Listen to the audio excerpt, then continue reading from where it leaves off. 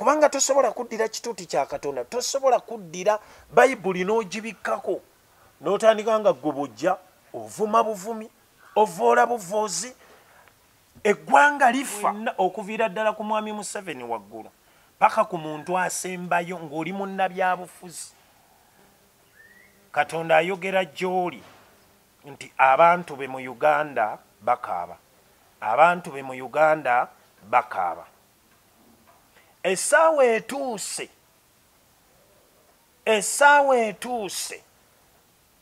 okukaaba okwo kwe mukoozinze eri eggwanga lya Uganda, eri abantu ba Katonda kukome. Tutandise kuddira kituuti kivumirako bantu balala, tutandise kuddira kituuti kuzinirako mazina kuwemulirako. Nze ndowooza nti abantu bonna abakwatibwa ku lw'ebyobufuzi kyekiseera kyekino, ekiseera kyekino gwandaba, ekiseera kyekino buli muntu yenna yakwatibwa ku byobufuzi ateebwe. Awo we wali amaanyi gaffe. Abantu bangi bw'azimbawo ekkanisa oba bw'atandika obuweereza n'alaba abantu nga bangi, abamu bava ku kigambo kya Katonda n'atandika okubeera kazanyiikiriza. Katonda ayogera eri bannabyabufuzi mwenna. Essente ezibbibwa ne mubba ssente, temubba ku bannayuganda, mubba mu bwakabaka bwa Katonda. Uganda bwakabaka bwa Katonda. Muteekwa okukomya emize ekituufu kye na buli kintu kyonna kye muzze nga mubba okumala emyaka 4 mugenda kukisesema. Buli kintu kyonna kye munyaguludde, kye mubbye, effujjo lye mutadde mu ggwanga lino nga teri aboogerako, teri abagambako. Essaawa etuuse, judgment ejje gye muli, ejje mu maka gammwe, ejje mu baana bammwe, okutuusa nga musesemye buli kintu kyonna kye muzze nga munyagulula mu ggwanga lino. Lino eggwanga lyatondebwa Katonda. Abantu abalibeeramu bantu ba Katonda, batondebwa mu kifaananyi kya Katonda. Effujjo lye mukola mu paalamenti. Amannya gange nze omusumba Geoffrey Mugerwa, nkuŋŋaanira mu kkanisa eyitibwa Saints Gate Pentecostal Church, ekkanisa eri Katwe. Ekkanisa eyo yasombibwanga omwami Bishop John Michael Mugerwa, yafiira ku Jinja Road mu accident. Olwaleero ekkanisa eyo ekulemberwa omukyala ayitibwa Eva Senono. Mu kkanisa eyo mwenkuŋŋaanira, era omusumba oyo gwe njogeddeko waggulu ye musumba wange. Ebintu bino bye ŋŋenda okwogerako, Katonda bye yaŋŋambye okwogera eri omulembe gwange, eri generation yange oba eri eggwanga lyange Uganda, tebimuvunaanyizibwako, bivunaanyizibwa ku nze. Ekyokubiri, nina kitange ow'omwoyo. Kitange ow'omwoyo ayitibwa Robert Kayanja owa Rubaga Miracle Center. Omukulu oyo naye tavunaanyizibwa ku message eno. Message eno evunaanyizibwa ku nze kubanga Katonda yagigambye nze gyogera eri omulembe gwange. N'olwekyo nsuubidde amatu gaffe gabeere maggufu. Katonda yantumye eri ekkanisa ya Uganda, ekkanisa eya Uganda. Ekyokubiri, Katonda n'antuma eri eggwanga lya Uganda. Abantu bonna abaazaalibwa okuva mu gy'ekinaana mu 2022 gwali mwezi gwa kusatu, Katonda n'aŋŋamba nti abantu abo, you do not respect the anointing of God upon Pastor Robert Kayanja. Katonda bw'abaana baako kyazimba oba mu ntandikwa y'okutonda, Katonda akozesa bannabbi be. Katonda bw'abaana abaako kyanunula oba anunula ggwanga oba awonya, Katonda akozesa bannabbi. Katonda takozesa bannabyabufuzi. naye olunaku lwaleero eggwanga lyaffe lwaki liri mu mbeera etategeerekeka? Ababbi bayitirivu, abakola ebisobyo bayitirivu, abantu baffe abafa nga bayitirivu. Ensonga tuddayo wali eri ne tunoonya entandikwa eririddawa oba twasoberawa. Eggwanga lyaffe lyabula okuva mu Jaataano okutuuka leero. Eggwanga lyaffe lyabula okuva mu Jaataano okutuuka leero. Lwaki? Nti ekkanisa yatandika okudobonkana. Neba ng'ekkanisa ewambibwa bannabyabufuzi tutya. Awo osiŋŋaanira nti gwe bayitanga Archbishop Luumu yattibwa mu mirembe gy'Amiini n'Obote wakati awo. Paka olwaleero waliwo ebintu ebikolebwa mu ggwanga lino, naye olw'okuba bikolebwa olw'okuba ng'ekkanisa nnafu oba obwakabaka bwa Katonda bwaddayo emabega, buli wansi. N'olwekyo ng'omulembe bwe tuba tunaagenda mu maaso oba eggwanga lyaffe linaatereera, tulina okuddayo ku musingi. Omusingi gugamba gutya nti mu ntandikwa waaliwo kigambo, kigambo n'aba ewali Katonda, kigambo n'afuuka Katonda. Kitegeeza ki? Nti twetaaga Katonda mu mulembe gwaffe. Mu mulembe guno twetaaga Katonda. Nti wali wonna we twabulira tuteekwa okuddayo ku musingi gw'obwakatonda, bwe tutyo bwe tugenda okusituka. Now, ekkanisa erina okuba n'amaanyi gaayo. Ekkanisa tulina okuddayo mu kifo kyaffe. Ekkanisa erina okuddayo mu kifo kyayo. Bino byonna byolaba okuva mu 2009. Mu 2009 nali ng'obulwandiise omuvubuka akula. So omuvubuka ennyo naye omuntu akula myaka egitegeera. Mu 2009 baatandika okuvuma omusumba Kayanja, ebisiyaga biki bintu bwe bityo. Naye ng'omuntu ategeera ow'omulembe gwange, saabuukira mboozi eyo genda mu maaso, gyongerako bigambo oba gyogerako. Nze ng'omuntu nagenda eri Katonda, kino kye boogerako kituufu? Katonda nanneegambira kyekyo kikyamu, bamuwaayiriza. Naye abaweereza bangi ab'amaanyi mu ggwanga lino baatyoboola ne bavuma. Remember nti Katonda bw'anaaba anonola eggwanga oba aliwonya, Katonda akozesa bannabbi, akozesa amafuta agabaliko. Mu 2023 ndowooza ensonga yemu yakomyewo. Abantu ab'amaanyi mu ggwanga lino, abasumba ab'amaanyi bavuma, batyoboola. Nze ndowooza nti ekintu ekyo kyandikomye. Era Katonda atugambye ensonga eyo yandikomye.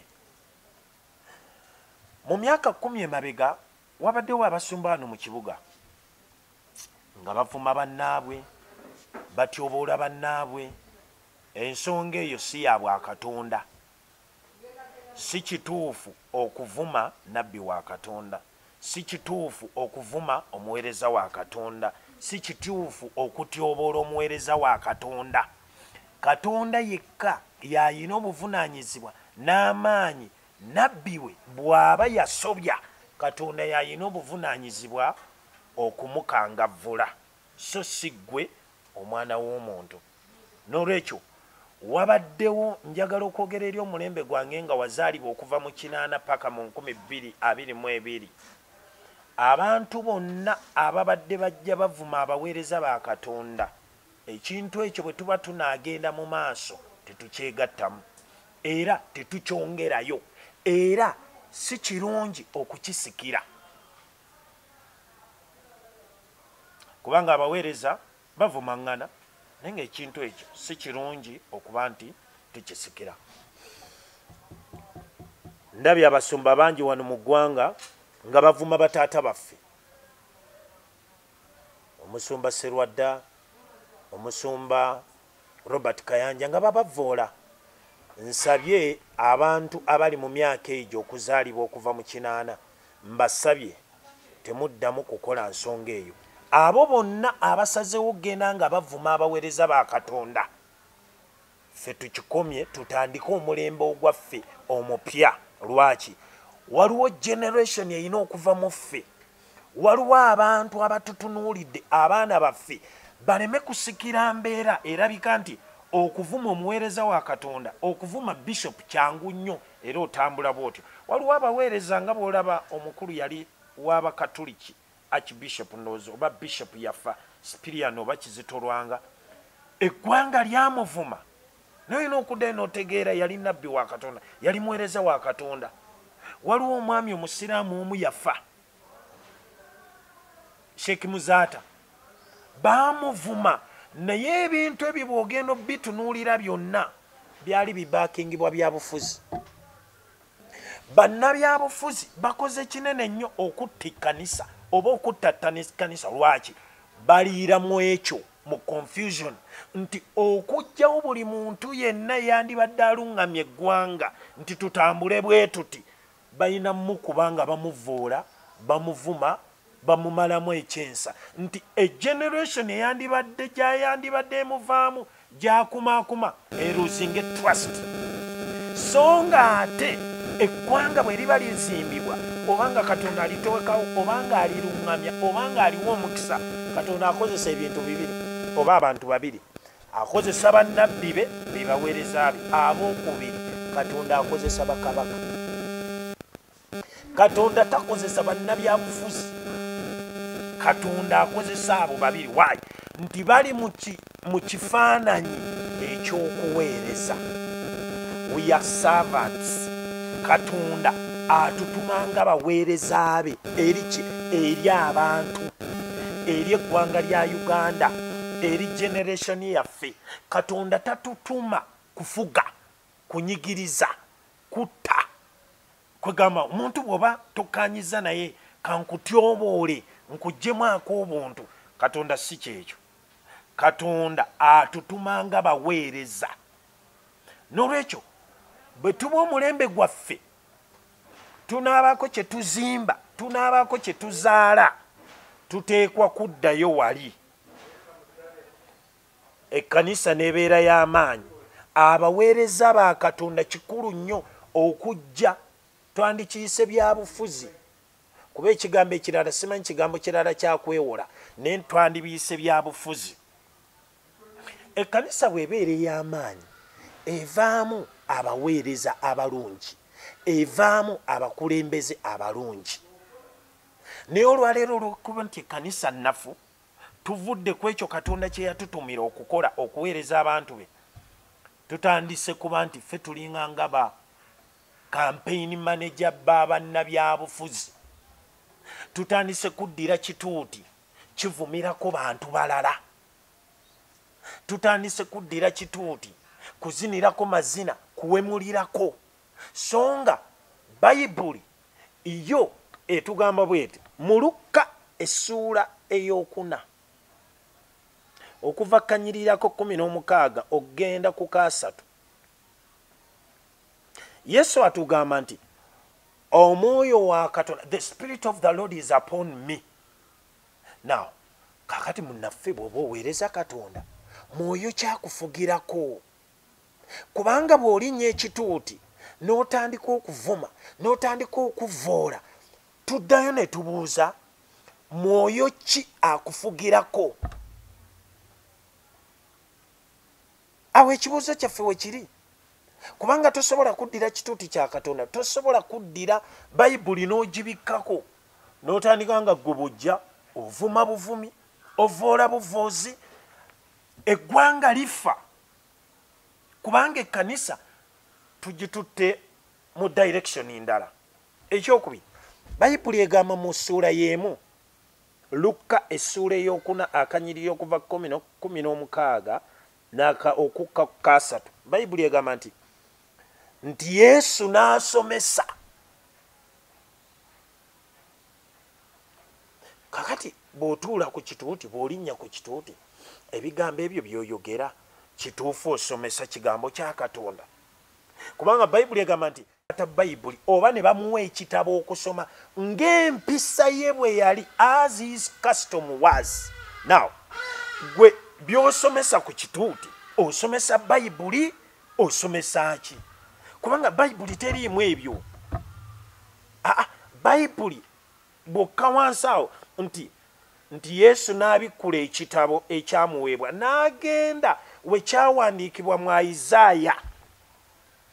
Bw'onoonya ekitabo kya Isaaya kiri mu Bayibuli, tekiri mu bitabo birala byefaananyiza, kiri mu Bayibuli.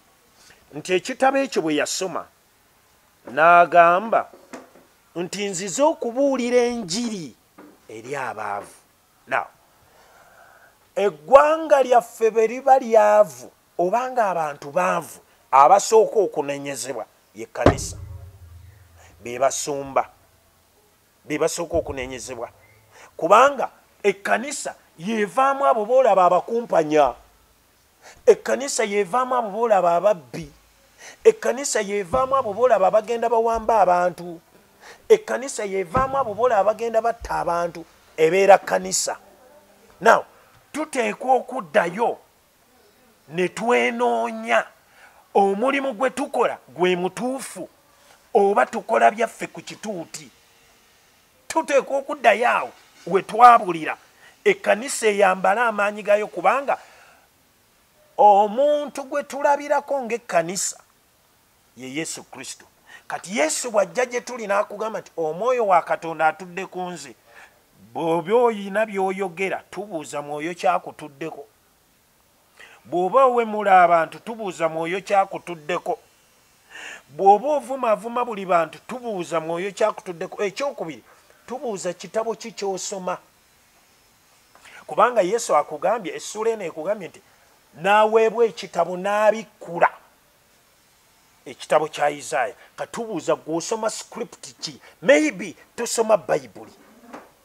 Gw'olina ekitabo ekikyo ky'osoma ekiwandiikiddwamu okuvuma n'okuvvoola, tobuulira bulamu. Bwe tukkirira wansi, Bayibuli ekugambye nti n'abuulira enjiri eri abaavu. Bayibuli ekugamba nti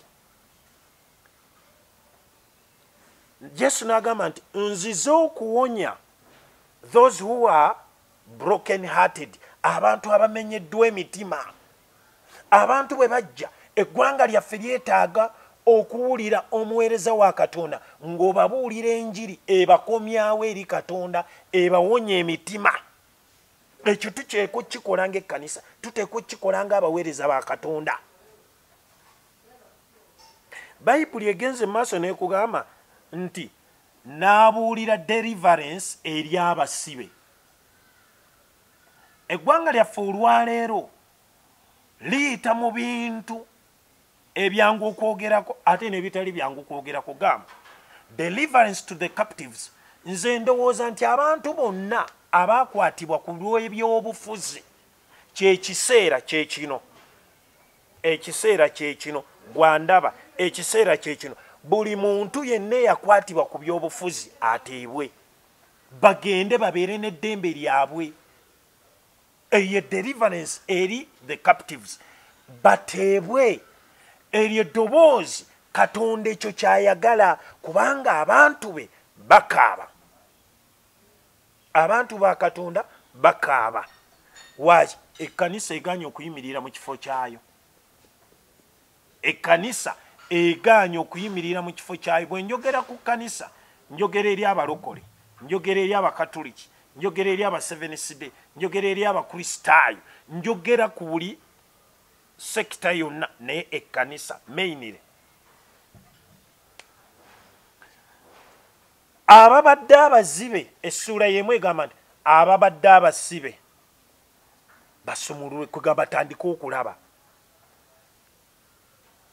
Ababadde bakoseddwa, liberty to the bruised.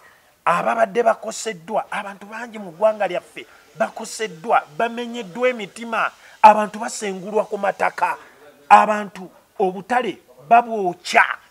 Ebintu bwe bityo si bituufu, byetaagwa kubeera nga biri addressed by the church, byetaaga kubeera nga biri addressed by abasajja ba Katonda n'abakazi ba Katonda. N'olwekyo onsabye ekkanisa eddeyo ku musingi. Katonda atugambye tuddeyo ku musingi. Modo waffe oba omuntu gwe tulabirako ye Yesu Kristo. Omuntu yenna abuulira ebyawukana ku Bayibuli kyeyogera oba Yesu kyayogera, tulowooza nti oyo takolera Katonda. Tulowooza nti abo balabikanga abatume abajja ne bawamba ekkanisa bakoleremu ebyabwe, bazanyiremu ebyobufuzi, bavoololemu abantu. Naye Katonda atuyise tuddeyo wali. Omuwandiisi omu yagamba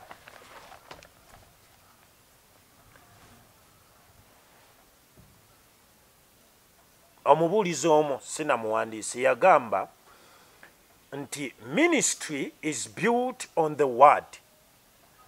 Ministry is built on the word. Nti obuweereza oba ministry ezimbibwa ku ekigambo kya Katonda. Ministry is built on the word. Ministry is never supposed to be built on the gift. Nti obuweereza si kituufu okubeera nga buzimbiddwa ku kirabo. Obuweereza tebulina kuzimbibwa ku kirabo nti bwe nsabira omuntu bw'ati awona, bwe nsabira omuntu bw'ati azibula eriiso. Obuweereza bulina kuba nga buzimbiddwa ku kigambo.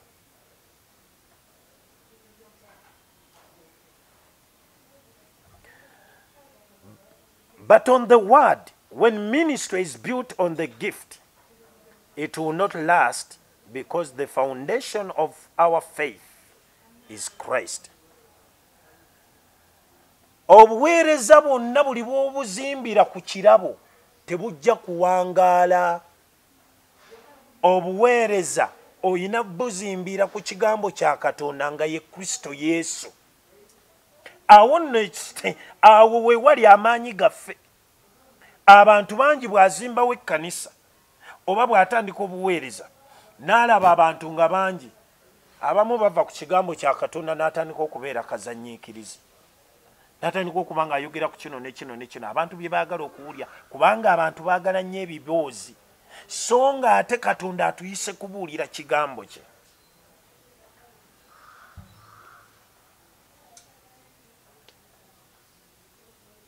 The foundation of our faith is Christ. And the word of God, you cannot run the gift. In other words, bw'oba tobuulidde ekigambo kya Katonda n'ogamba nti ogenda kutambulira ku kirabo, tebakulimba mukwano. Mu kaseera katono nnyo ojja kugwa, otandika okukola ebitajjansa, otandika okuinvitinga abantu nga boogera, actually otandika n'okuyita ku kitote ng'oyita bannabyabufuzi bakubuulirireko enjiri, naye ng'ate olina kubuulira kigambo kya Katonda. N'olwekyo njagadde okwogera eri ekkanisa ya Uganda, tuddeyo mu kifo kyaffe, tuddeyo tuweereze Mukama, tuve mu by'obufuzi, tuve mu by'obufuzi. Nze seetaaga nnyo nani mwise kankozesa ekigambo ekyangu nti pulezidenti kiringa bwe naawo obujulizi nti pulezidenti amanyi. Ye yalina okuwa obujulizi nti amanyi. Eyo Bayibuli, ebyo tebabalimba. Teriiyo mukulembeze munnabyabufuzi ali waggulu wa muweereza wa Katonda, lwakuba tebakimanyi. Kakati beerowalinze wansi, kubanga bannabyabufuzi ekyo kye beetaaga. Kyovudde olaba nti abaweereza ba Katonda bonna abasinga obungi bagamba gundi amanyi, naye ng'omanyi gwaweerako obujulizi nti amanyi, agamba munnabyabufuzi. Naye nga Bayibuli abaweereza ba Katonda be baateekangako bakabaka, katubayite ne bannabyabufuzi, kye kigambo ekijja okuba ekyangu. Abaweereza ba Katonda eye Bayibuli naye olwaleero bakikyusa oli awa n'obujulizi nga muweereza wa Katonda n'afuuka campaign manager. Tekikola sense abaweereza ba Katonda okiikirira Katonda wa eri abantu oyo muweereza wa Katonda. Bano bannabyabufuzi bakiikirira bantu eri Katonda. Lwaki? Munnabyabufuzi balonda mulondo muteeka mu ofiisi. Omuweereza wa Katonda Katonda yakuleeta nakuteekawo. Kitegeeza nze sikolera mu ttaamu nti myaka 2 siriiko. Ni munnabyabufuzi. Nolwekyo tuddeyo wali twambale amaanyi, ekkanisa ebeere n'amaanyi gaayo. Ekkanisa ebeere n'amaanyi gaayo, ekkanisa ebuulire enjiri, ekkanisa ewe direction eggwanga gye lirina okugenda. Kati kankulage wano, Katonda yekka nze ntera nnyo okulaba bannabyabufuzi nina 10 points program naye singa omubuuza ng'okujja mu buweereza oba okujja mu bukulembeze Katonda yakuleeta kukola ki? Awo eggwanga lyaffe we lyabulira nti edda mu Bayibuli bakabaka bonna ne bwe babanga baalinga bagenda mu ntalo bajjanga eri bannabbi ne babuuza Katonda atukkiriza tugende ye oba nedda. Naye olwaleero bannabyabufuzi bajja ekintu kimu, nsabira ngende. Lunaku ki lwajja eri ekkanisa okwebuuza kino kye tukola kituufu, amateeka ge tuyisa matuufu eri eggwanga lyaffe? Katonda akkiriza.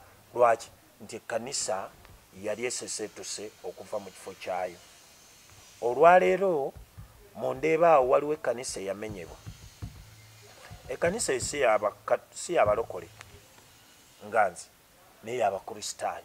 Omuntu yenna eyasituka n'amenya ekkanisa eyo ne wannaabaawo maanyi gonna gaamuyimirira mabega tayawukana na muntu eyawa ekiragiro oba eyatta. Tebaawukana. Ekikolwa kye kimu. Lwaki? Nti ekkanisa ezimbibwa abantu y'ekkanisa. Kati oli bw'aba asobola okujja n'agikoona n'agiteeka wansi, kyekikolwa kye kimu kyekiri. N'olwekyo nsabye tuddeyo mu buyinza bwaffe, mu bifo byaffe, ekkanisa ebeere y'amaanyi, ekkanisa ekole omulimu gwayo, ekkanisa ekole obuweereza eri eggwanga lyaffe Uganda. Eyo ensonga esooka. Ensonga ey'okubiri,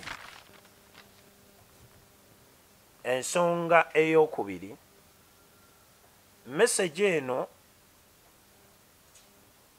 onsabye gende eri bannabyabufuzi bonna n'abo nandibayise abakulembera eggwanga lino mu by'obufuzi.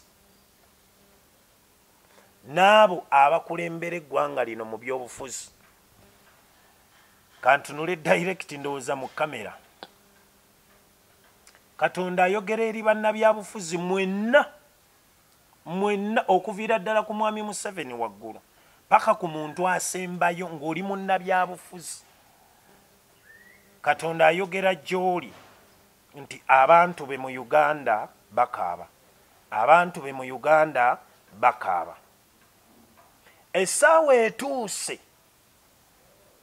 Essaawa etuuse okukaaba okwo kwe mukoozinze eri eggwanga lya Uganda, eri abantu ba Katonda kukome. Ebikolwa bye mukola mu ggwanga lino ebitali bya bwa Katonda, essaawa etuuse bikome.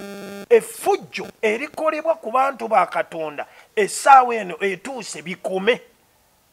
Okuwamba abantu, okutambula nga kugenda mu maaso mu ggwanga lino, essaawa eno etuuse bikome. Okusiba abantu nga tewali justice, essaawa etuuse bikome.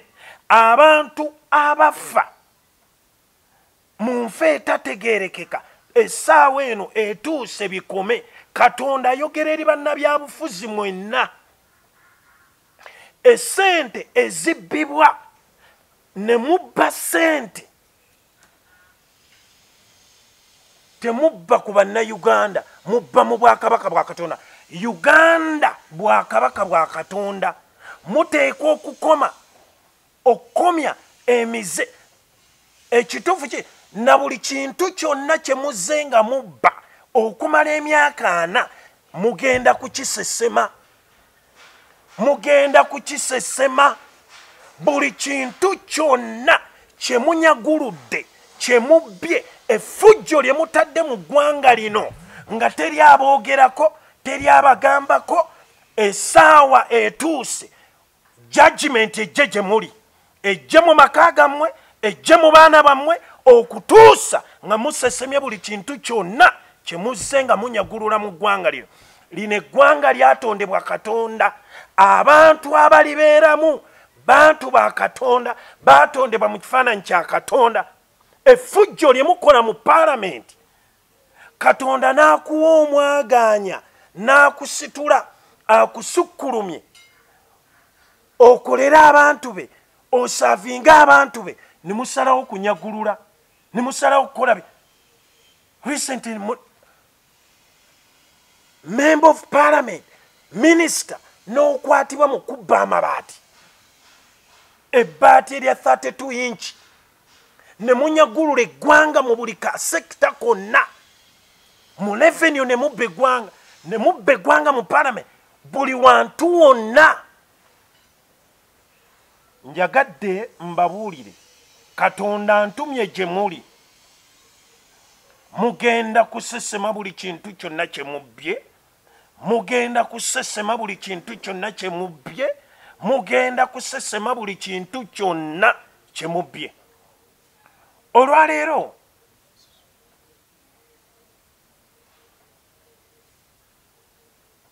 nawulira ku kuteesa okuzimba Uganda Railway. Kiki ekyabaawo sente ezo zaalagawa lunaku ki nawulirako babajjawo somero balyali lya Shimoni balyali lyaki ate ettaka ne muliwa katugeze investor. Lwaki temwagamba nti katuzimbewo eddwaliro eri abantu nga bw'olaba Mulago 40 years oyogera ku health center 3 40 years basajja mmwe temutya Katonda n'abakazi mmwe temutya Katonda kyovudde olaba mukoze buli kikolobero kyonna ku ggwanga lino naye Katonda antumye gye muli Katonda antumye gye muli Katonda antumye gye muli Katonda antumye gye muli. Judgment eri ku miryango gyammwe okuva leero buli muntu yenna akozinze okunyigiriza abantu okubba amataka g'abantu okusengula abantu enkya n'eggulo. Lino ettaka Katonda yalitondera bannayuganda. Lwaki osengula abantu? Lwaki osendawo ennyumba z'abantu? Lwaki musiba abantu?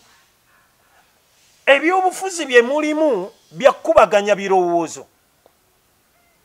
Lwaki osalira munno omusango to the extent one onaafe, to the extent nti onaawambibwe, to the extent nti onaasibibwe.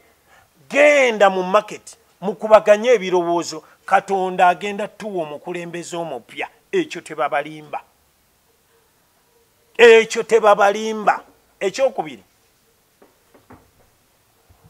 kino kiwulira okuva ku Namulondo ya Katonda. Teriiyo mukulembeze agenda kuddamu kukwata bukulembeze mu Uganda ng'akozesa mmundu. Teriiyo mukulembeze agenda kuddamu kukwata bukulembeze obeera kubeera pulezidenti wa Uganda nga wa mmundu. Taliiyo. Ne bw'anaaba azze mu kuwamba ajja kufiira mu kuwamba okwo. Taliiyo, tebabalimba. Katonda agenda tuleetera omukulembeze ng'alina ebintu bino bibiri. 1, ng'alina omutima ogwa Katonda nga Dawudi bwe yali. Owokubiri, akabonero akokubiri, ng'alina what we call the mind of Christ. the mind of God. Omuntu ayina endowooza ya Katonda oba endowooza ya Katonda oba obwongo n'endowooza ya Katonda one takola bintu birimu interests ze, akola bintu Katonda byayagala. Olwaleero eggwanga lyaffe terifunangako ku muntu yenna ng'alina omutima gwa Katonda, ng'ayina the mind of Christ. Tekibeerangawo. Abakulembeze bonna abakulembedde eggwanga lino paka olwaleero balina their interests. Kyovudde olaba olw'okuba tebaddayo wali ne beebuuza lwaki Katonda ampadde obuvunaanyizibwa okubeera nga nze president, okubeera nga nze minister, okubeera nga nze member of parliament ow'ekitundu kino. Olw'okuba tebaddayo awo. That's why you see olaba bino byonna byonna ebigenda mu maaso mu ggwanga lino. Obubbi obukutte ejjembe, abantu okukubagana amasasi ne bafa, naye Katonda antumye gye muli. Member of parliament, oyimirira otya mu parliament n'okubamu n'ebikonde? Ekintu ekiswaza. Oyimanyi lwaki Katonda yakuleeta awo? Kwe kuyamba abantu be, kwe kusitula abantu be. Olwaleero mwasazeewo kudda mu kkuba bikonde, kuyisa mateeka gatayamba muntu wa bulijjo, gatayamba muntu wa wansi, Katonda n'abatumira omuweereza we. Nawulirako Pastor Serwadda ng'ayogera ku tteeka ery'emmwanyi. Mwaliisa n'eryo etteeka teriyamba bantu, teriyamba bantu, liyamba ba individuals abaagala okusibira abantu ba Katonda mu busibe nga baddu.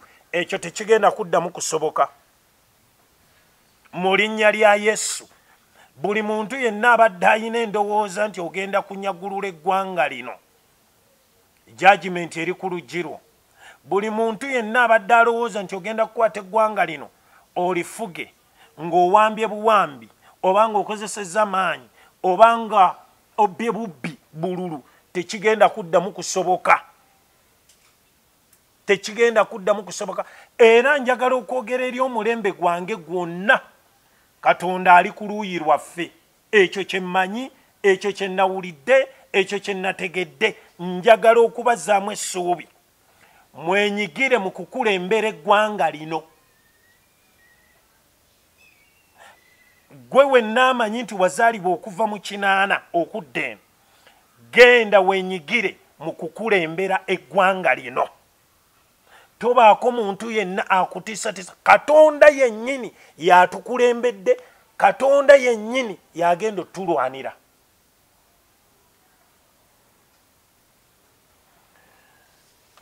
Nga mmaliriza,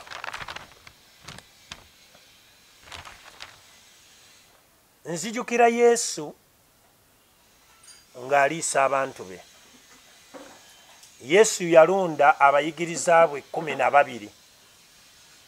Mwe mwenna abali mu gavumenti mutunuulire mubeeko kye muyigira ku basajja bano 12. Yesu bwe yamala okubuulira enjiri, abayigirizwa be baagamba nti abantu bano tubate bagende baddeyo gye basula kubanga enjala ebaluma. Yesu n'agamba tetusobola kubata kugenda kubanga basobola okugwa ku makubo oba they can faint on the way nga bagenda. Yesu n'agamba abayigirizwa be nti tubafunire ekyokulya. Ne baleeta emigaati n'ebyennyanja, Yesu n'abisabira. Naye Yesu bwe yamala obbisabira, Bayibuli egamba nti n'agamba abayigirizwa be mutuuze abantu. Ewali abayigirizwa weeteekewo nga munnabyabufuzi, weeteekewo nga munnabyabufuzi, mutuuze abantu. Abantu mubateeke mu bifo ebituufu. Yesu bwe yamala okusabira omugaati guno, Bayibuli egamba nti naawe abayigirizwa be bagabule abantu oba oweereze abantu be.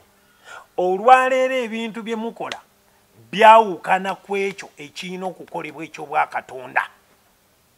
N'olwekyo nze ndowooza nti mwenammwe bannabyabufuzi muyina kubeera ba servants ba Katonda, muyina kubeera baweereza ba Katonda, so si kuzannya byabufuzi nga mubba, nga mukumpanya, nga mwogera ebintu biyitirivu, mubba amataka g'abantu, mwenyigira mu kubba mu ebintu ebitategeerekeka.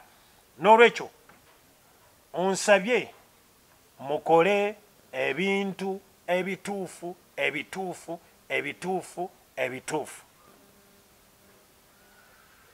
Eggwanga lyaffe bwe lityo bwe lijja okugenda mu maaso. Njagadde okuva waggulu nga mbagamba nti ekkanisa eddeyo mu kifo kyayo, abasumba bakole omulimu gwabwe, ba reverends ba bishops, ekkanisa eddeyo mu kifo kyayo. Si kituufu ab'omulembe gwange okusikira ensonga y'okuvuma abaweereza ba Katonda. Nga mmaliriza, omuntu yenna ali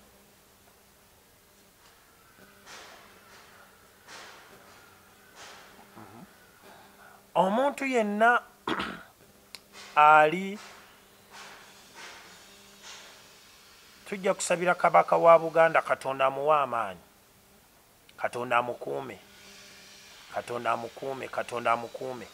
Kabaka w'Obwakabaka bwa Buganda, Katonda amukuume, Katonda amukuume, amutaase abalyolyomi abamuli okumpi, abalyolyomi, abakumpanya, ababbi, abayaayi abamuli okumpi.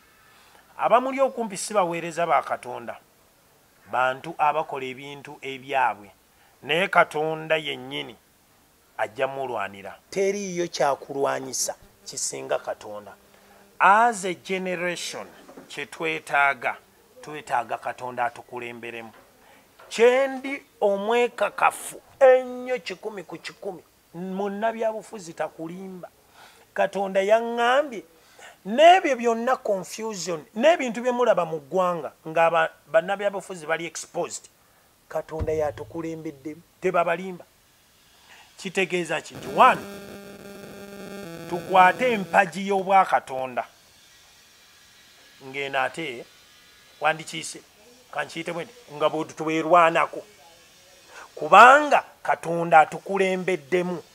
Twetaaga Katonda yaba atukulembera, kubanga Bayibuli ekugamba nti in the beginning there was a word and the word was with God and the word became God. Kati leka nkubulye, buli ntandikwa yonna gw'okuyitamu mu bulamu omusingi gulina kuba Katonda. Kati nga generation, nze mpita generation, nga generation twetaaga Katonda. Omukulembeze yenna kuba president kankiyite bwe nti, oba mu buli sekita yonna, oba mu buli office yonna, bw'anaaba talina mutima gwa Katonda. 2, nga talina the mind of Christ oba the mind of God, tebakulimba agenda kuba mukulembeze mubi. Kubanga abakulembeze b'omu Africa bonna all over, gendo batunulire, beesigama ku mmundu. That's why bakosa abantu ne bakola ebintu ebitategeerekeka, kubanga tebalina Katonda si abakulembedde. Katonda yantumye eri ekkanisa ya Uganda. Katonda tannantuma eri ba individuals. Katonda yantumye eri ekkanisa ya Uganda okuddayo ku musingi. Kyenvudde ŋŋamba omuntu yenna gw'olaba ku kituuti, ddayo mu Lukka essuula ey'okuna okuva kanyiriiko 16 paka 3. Yesu akugamba the Spirit of the Lord is upon me. Now the question comes in, buuza ebintu ebyo byakola ku kituuti mwoyo kyamutuddeko. Ekyokubiri, Bayibuli ekugamba nti Yesu n'abikkula ekitabo kya Isaaya.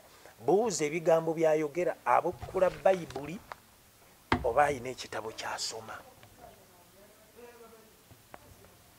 Ekyo kyekigenda okuwa ani gwakiikirira, akiikirira Katonda oba kubanga tetwetaaga why should you compete kuga novuganya gundi amuli baweereza abaweereza ba Katonda 12 ba disciples bonna babeerawo mu mulembe gwegumu nga tebalwanagana naye nga baweereza Yesu era ekikwemuyisa bonna bawandiika Bayibuli buli muweereza yajjanga na respecting abaddewo n'awandiika Bayibuli oba either n'awandiika Luka omulala n'awandiika Matayo omulala n'awandiika Yokaana buli muntu ajja mu buweereza gye bali wandiweereza Katonda awo wakuyitidde bw'aba akutumye kubuulira njiri kendo buulira enjiri tewali lwaki nnwanyisa Zanero Zanero buulira kikyo nange mbuulire kyange dhani okozesa ekituuti okuvuma Zanero tekikola makulu kubanga tosomye Bayibuli terimu nti lwanyisa Zanero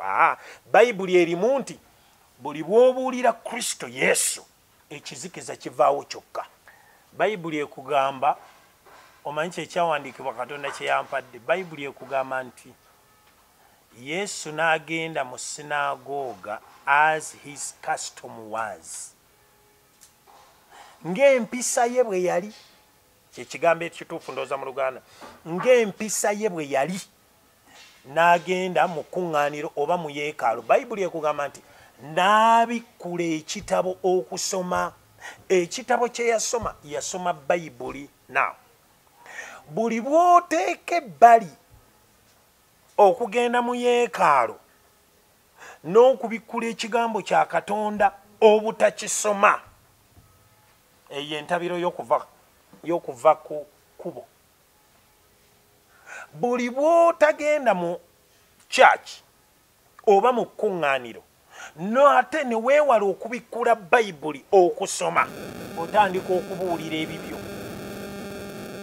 otandika okunyumya ebiboozi ku kituuti otandika okudisikasinga ebintu ebitagulumiza Katonda naye ng'obidisikasingira ku kituuti awo abantu we babulira n'olwekyo abaweereza abo bonna gwe boolaba mu makanisa tebakulimba bayisa mu bintu bino amaaso 1 buli muweereza yenna kikugwanidde okubaako omuntu gw'oyigirako ekyo kyapeninga ne Elisha kyapeninga ne Elijah buli muweereza yenna anaaba ow'amaanyi ne Mukama waffe Yesu yateekerwateekerwa bazadde be Katonda yandibadde atutondera butondezi nti Zanero ye mulokozi wamwe n'amuleeta mu bulambalamba n'amutusuulira awo naye si kyekyo kye yakola yatuma malayika mu maka ga Mariyamu ne Yusufu n'ayogera nabo era Bayibuli okugamba nti ne batendeka omwana oyo baamutwalanga ne mu yeekaalu olwaleero tulina abaweereza mu ggwanga Uganda nga genda yobuuze kitaawo w'omwoyo yaani genda obabuuze kitaawo w'omwoyo waani katayina muntu gwe yayigirako empisa ey'okuvuma abantu teri mu bukulembeze bwokka naye ne mu byobufuzi genda otunulira abo bonna bonna abakumpanya ebibbi si bali banguzi nti mukiyita corruption ekyo si kyekyo babbi genda obuuze bayigira kwani ani yamutendeka okulembera abantu ogenda okulaba nga they maneuvered ne babaako bayita parapase okukakanda bali mu bifo ebyo kati babbi abantu si muntu gyali tamulaba nga Katonda bwamulaba omuntu okuvaawo si issue bakola byabwe n'olwekyo nze ndowooza nti kigambo kya Katonda we baaluuzingira naye akantu kali njagala okemphasizinga era njagala nkateekemu mu Genesis essuula ey'okuna bwe mba seerabidde essuula ey'okuna Abel ne Kayini Katonda ekyo ekyawandiikibwa kinzijukizza omusaayi ogwo ogwayiika gwe musaayi gwe gumu guli ku Namulondo ya Katonda Katonda ntumye erimwe bannabyabufuzi omusaayi ogwo gukaaba mu maaso ge oba abantu abo ogwayiika ogwo guyiika wakati mu kwekalakasa guyiika wakati mu butakkaanya omusaayi ogwo buli muntu yenna akontributinze ku kuyiwa omusaayi ogwo bannabyabufuzi mugamba nnyo mbu mukolerera abaana bammwe naye abaana bammwe bagenda okusasulira omusaayi gwonna ogubadde gujja guyiika mu Uganda. Abaana bammwe ne bazzukulu bammwe bagenda kusasulira buli musaayi gwonna. Ogwo omusaayi teguli ku ggwanga lyaffe erya Uganda, no, omusaayi ogwo gujja ku famirizi zammwe, kubanga ebyo ebikolobero mmwe mubikoze nga mutugamba nti mukolerera abaana bammwe n'abazzukulu bammwe. N'olwekyo omusaayi ogwo gwonna gujje mu famirizi zammwe. Mulekeraawo okunyigiriza n'okutulugunya abantu ba Katonda. Uganda bwakabaka bwa Katonda. Ndoza tusabe tugale.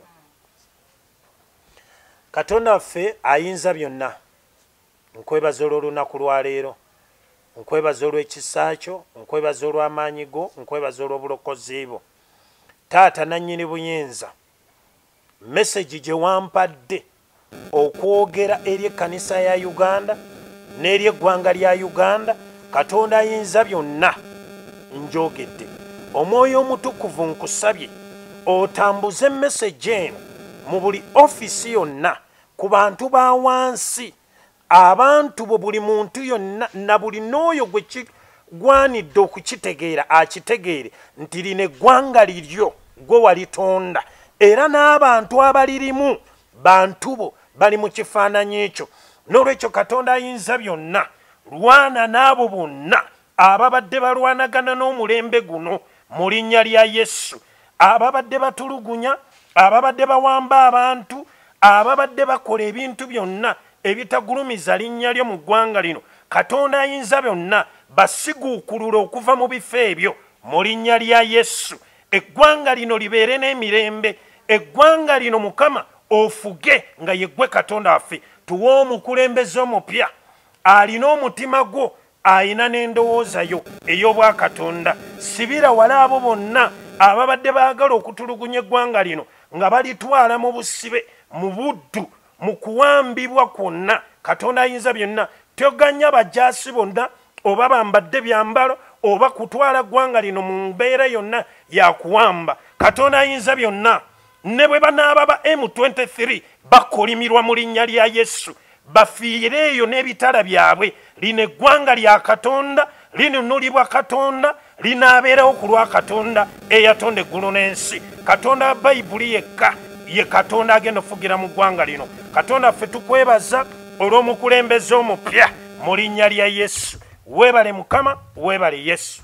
Munnayuganda w'otudde toyugana, sooka enkunyumiza omulanzi Jafari Ssenkubuga asangibwa ku lusozi Lusaali mu Kyaggwe, azze okukukolera ku mbeera embi ekulemeddeko, ebintu byo byete bulungi ng'erigenda eddamba. Omulanzi Jafari Ssenkubuge, Omukama Katonda gwe yattululako amaanyi ag'ekisalaziba, nga gwe alina ebirooto eby'omuddiringanwa by'otategeera va mu kwesumagga. Dduka za wakayiba ku lusozi Lusaali mu Kyaggwe. Omulanzi Jafari akunnyonnyola akawonvu n'akagga, ate ng'okukukebera kwa bwereere, kubanga naye ekirabo Omukama teyakimusabaako yadde ennusu. Naawe alina ebizibu nga biva ku majinni, emizimu, embeera embi eya buli ngeri. Mutwalire omugugu gwa kutikkule, gwe weefunira oluserese tokkalire. Obubaka buno nga bukukutteko, kwatalidda mukono wa ntono oviremu ku siteegi y'e Nakisunga. Aba boodabooda bakutuuse, nga gwe ava e Kampala ne bookwata eryato ku mwalo Eggaba ne likugobya ekisinsa oba ebule n'obuuza aba boodabooda, ojja kuba butoola n'omulanzi Jafari. Oyinza n'okusooka okumanya ebikukwatako nga tonnagendayo ku bwereere, ng'oweereza ekirooto kyo ku nnamba gy'olaba. Oyinza n'okukuba ku ssimu eno endala. Awo omulanzi Jafari Ssenkubuge ye n'oba ng'omukwasizza Kibyago kuserengeta mu Nkulubagga.